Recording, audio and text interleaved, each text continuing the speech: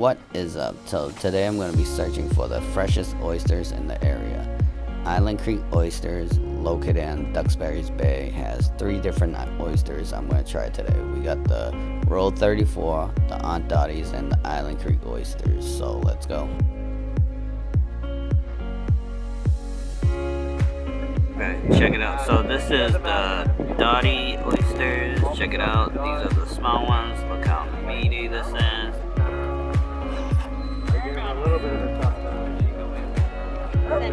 Really salty, grimy.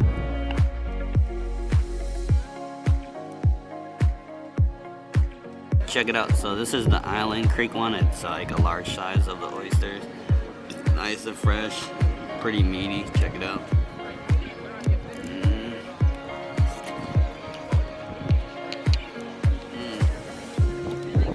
Sweet and salty at the same time.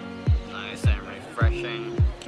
So that is a wrap for this video. Island Creek Oysters had some delicious oysters. The Aunt Dotties were good. The Roll 34s were good. But I really like the Island Creek Oysters themselves. They were huge.